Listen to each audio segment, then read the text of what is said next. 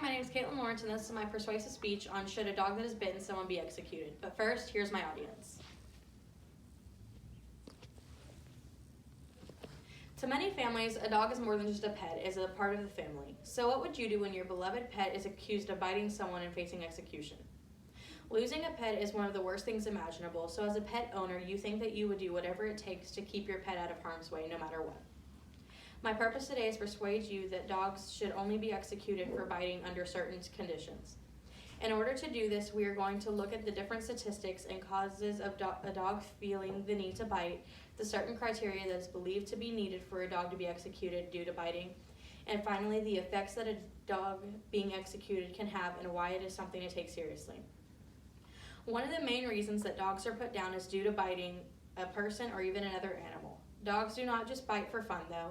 According to the American Veterinary Medical Association, dogs can bite for many reasons, such as being provoked, finding itself in a stressful situation, protecting something or someone, they are sick, or they are just playing with another dog.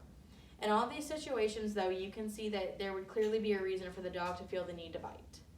Dogs are the ultimate companion, and when trained properly, they know when biting is the appropriate response to a situation.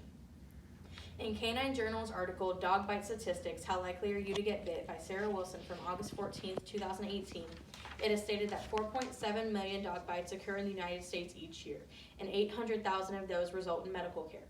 Many dog bites happen because people don't know how to handle and treat dogs. They think that they are a stupid being, but dogs can be smarter than humans.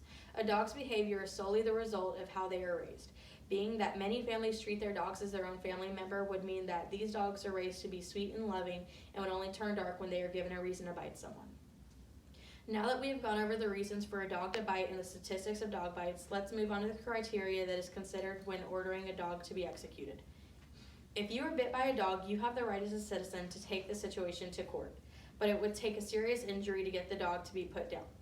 According to the Harris County Public Health's website section on dangerous dogs, a dangerous dog is defined as one who makes an unprovoked attack on a person that causes bodily injury and occurs in a place other than an enclosure in which the dog was being kept. The key word there is unprovoked. Sometimes someone will go up to a dog and provoke them just to get a rise out of the dog in hopes that someone will end up paying. For instance, take a 40-year-old man that is living with his mother and barely makes the minimum cost of living. It is likely that he'll go up to a dog knowing that if they provoke it that something will likely happen, and they can sue and get the dog destroyed so that he will have a new income coming in from this bite that caused barely any harm.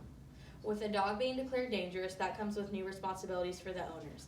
They would have to pay an annual fee to the county vet office, provide proof that the dog was fixed, purchase insurance for the dog in case they were to bite again, implant a chip into the dog so they can be tracked, and have a special enclosure built that is the dog's new living quarters out of everyone's way.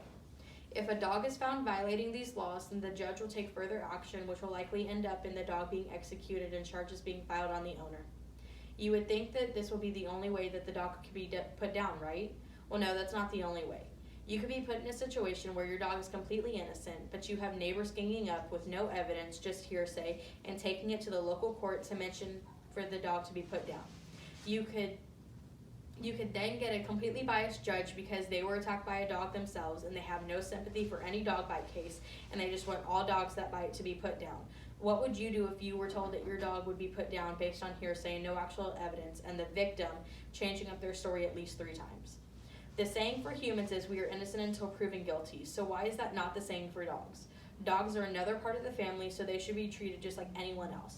They deserve to have the same protection as us humans.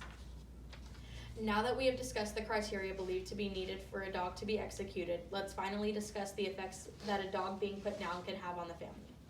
Just like losing a family member or someone close to you, losing a dog can cause a tremendous amount of pain to the family.